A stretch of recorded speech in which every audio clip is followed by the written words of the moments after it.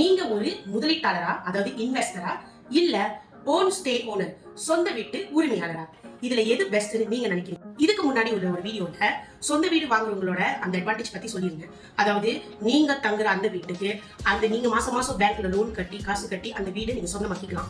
ஏறக்குறைய ஒரு சேவா வீட்டுக்கு எப்படி நீங்க மாசம் மாசம் காசு கட்டுறீங்களோ அதே போல தான் நீங்க மாசம் மாசம் காசு கட்ட போறீங்க. ஆனா அதுல ஒரே ஒரு வித்தியாசம், சேவா வீட்டுல கட்டுனீங்கன்னா அந்த வீடு உங்களுக்கு சொந்தம் இல்ல. ஆனா ஒரு வீட்டை வாங்கி அதுக்கு நீங்க காசு கட்டினீங்கன்னா நீங்க அந்த வீட்டுக்கு சொந்தக்காரங்க நடக்க போறீங்க. பட் இது போதுமா உங்களுக்கு? இல்ல இன்வெஸ்டர்னா அவங்களுக்கு என்னென்ன கிடைக்குதுன்னு தெரியுமா? 6 பாயிண்ட் இருக்கு ஒரு இன்வெஸ்டரா ஏன் ஆகணும்னு சொல்றதுக்கு. டேக்ஸ் பெனிஃபிட், வரி நன்மைகள். வரி நன்மைகள்னா என்ன? நீங்க ஒரு வீட்டை சேவை கூறீங்க, முதலீட்டாளராக இருக்கீங்க. அந்த வீட்டுக்கு நிச்சயமா நீங்க இப்பெல்லாம் முதலீட்டுன்னு பண்ணாலே ஒரு கொண்டோ, ஒரு அபார்ட்மெண்ட், ஒரு சர்வீஸ் அபார்ட்மெண்ட் அப்படிதான் பண்ணணும். அந்த மாதிரியான இடங்களை பண்றப்ப நீங்க அதுக்கு மெயின்டெனன்ஸ் ஃபீஸ், சிங்கிங் ஃபண்ட், சுக்காய்தானா இப்படின்னு நிறைய விஷயம் கட்டணும். ஸோ இதெல்லாம் நீங்க கட்டி வரி கட்டுறப்ப உங்களுக்கு வரி விலக்குகள், சில வரி விலக்குகள் கொடுக்கப்படும். பரவாயில்ல, உங்களுக்கு நீங்க இவ்வளவு கட்டிக்கலாம், ஏன்னா நீங்க இவ்வளவு செலவு பண்ணிருக்காங்க அப்படின்னு சொல்லி சில வரி விலக்குகள் இருக்கும். அதுக்கு பேர் தான் டேக்ஸ் பெனிஃபிட். நம்பர் 2, டைவர்சிஃபிகேஷன், பல்வகைப்படுத்துதல். நிறைய முதலீட்டாளர்கள் என்ன பண்ணுவாங்கன்னா அவங்களுடைய பொருளை, அதாவது முதலீடு இன்வெஸ்ட்மெண்ட் வெறும் ப்ராப்பர்ட்டியில மட்டும் சொல்ல மாட்டாங்க. ப்ராப்பர்ட்டி, கார், லேண்ட், இன்னொன்று கோல்ட், அப்புறம் மியூச்சுவல் ஃபண்ட், இந்த மாதிரி நிறைய விஷயத்துல பல்வகைப்படுத்தி ஏன் வச்சிருப்பாங்கன்னா அது வந்து டைவர்சிஃபிகேஷன் ஒரு ரிஸ்க் மேனேஜ்மெண்ட் ஸ்ட்ராட்டஜி சொல்லுவாங்க. அதாவது ரொம்ப நாளைக்கு இன்வெஸ்ட்மெண்ட் பொருளீட்ட பண்ணி அதுல இருந்து ஆதாயத்தை பார்க்கறதுக்காக டைவர்சிஃபிகேஷன் பல்வகைப்படுத்தல், பல்வகையான ஒரு இன்வெஸ்ட்மெண்ட் பண்ணுவாங்க. இது நீங்க ஒரு முதலீட்டாளர் ஆனீங்கன்னா உங்களோட 2வது benefit. Number 3 benefit, rental returns. அதாவது என்னைக்குமே ஒரு ஃப்ரீ ஹோல்ட் ப்ராப்பர்ட்டியை விட லீஸ் ஹோல்ட் ப்ராப்பர்ட்டிக்கு தான் சேவா காசு கூட வரும். உங்களோட ROI சொல்லப்படுற ரிட்டர்ன் ஆஃப் இன்வெஸ்ட்மெண்ட் என்னைக்குமே கூட கிடைக்கும். அந்த பட்சத்துல நீங்க ஒரு முதலீட்டாளராக இருந்தீங்கன்னா உங்க பேங்க் லோனை இந்த வர்ற வருமானத்துல இருந்து, அதாவது சேவா காசுல இருந்து இங்க கவர் பண்றது இல்லாம உங்களுடைய சொந்த மதிப்பீட பேங்க்ல உயர்த்திக்கிறீங்கன்னு அர்த்தம். அதுக்கு 2வது இன்னொன்னு என்னன்னா, சேவாக்கி சேவாவும் ஆச்சு, அதை விற்கிறப்ப வாங்கினதை விட விலை கூடியாவும் ஆதாயத்துக்கு விற்கணும். 4வது பாயிண்ட், கேபிட்டல் அப்ரிசியேஷன், மூலதன மதிப்பீடு. இதை பத்தி தான் முதல்ல சொன்னேன்.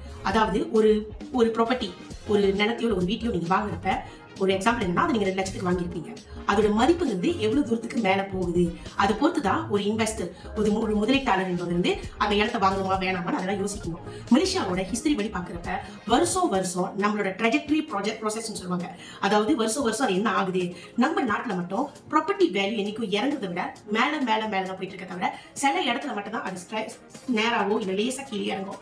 ஸோ இத்தனை வருஷம் வரைக்கும் இந்த 2024 வரைக்கும் பார்த்துருக்கோம்.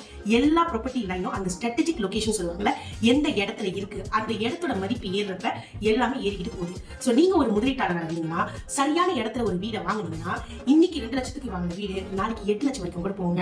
ஏன்னா அதுக்கான நிறைய காரணம் இருக்கு. ஒரு காலத்துல 2 லட்சத்துல ஒரு தாமரமாஜி ஊழ்கலை ரோட்ல எல்லாம் வீடு வாங்குவாங்க. இன்னைக்கு திரும்ப அதை 7 லட்சத்துக்கும் 8 லட்சத்துக்கும் விற்கிற கிளைண்ட் தான் எனக்கு இருக்காங்க.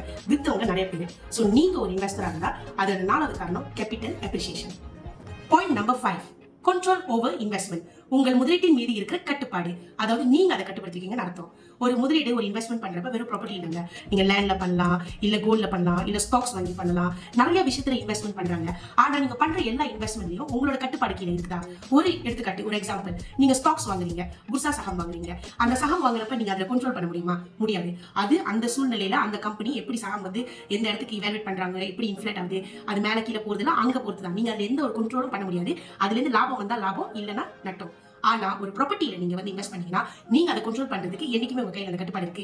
ஏன், எவ்வளவு வாடகை வரணும், அந்த வாடகை கூட வர்றதுக்காக நான் அந்த வீட்டை எப்படி செஞ்சிருக்கணும், எந்த இடத்துல வச்சிருக்கணும் அப்படிங்கறத முடிவு பண்றது உங்க கையில தான் இருக்கு. சோ அந்த இன்வெஸ்ட்மெண்ட் உங்களுக்கு எவ்வளவு கொடுக்க போகுது அப்படிங்கிறது உங்க கையில தாங்க இருக்கு. அது இன்னொருத்தவங்க கையில கிடையாது. 6வது பாயிண்ட், கடைசி பாயிண்ட், வெல்த் பில்டிங். உங்களுடைய செல்வாக்க மிகப்படுத்துது. ஓகேவா? உங்களுடைய செல்வாக்க மிகப்படுத்துறதுங்கிறது வெறும் தங்கத்திலேயோ இல்ல நீங்க வீடு வாங்கி போறது, காய் வாங்கி போறது இல்லைங்க. 16 பெற்று பெருவாழ்வு வாழ்கை நம்ம பெரியவங்க சொல்லியிருக்காங்க. தனபாக்கியம், செல்வ பாக்கியம், குழந்தை பாக்கியம் இப்படின்னு 16 விதமா இருக்கு. அதுல ஒண்ணு இந்த வீடு. இந்த தன பாக்கியம், இந்த செல்வம், இந்த குழந்தை, இதெல்லாம் ஒரு பாக்கியம் தான். ஏன் வீடு உங்களுடைய மதிப்பை கூட ஆக்க போது இந்த 16 செல்வத்துல ரொம்ப முக்கியமா அப்படின்னு நீங்க பாக்கணும்.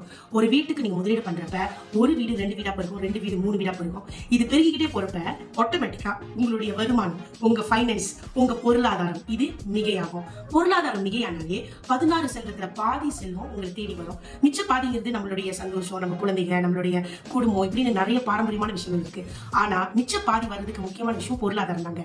இந்த பொருளாதாரத்துல நீங்க இந்த சமுதாயத்துல உங்களை உயர்த்திக்கணும்னா அது ஒரு முக்கியமான விஷயம். ஒரு முதலீட்டாளர், ஒரு இன்வெஸ்டர் ஆகுது.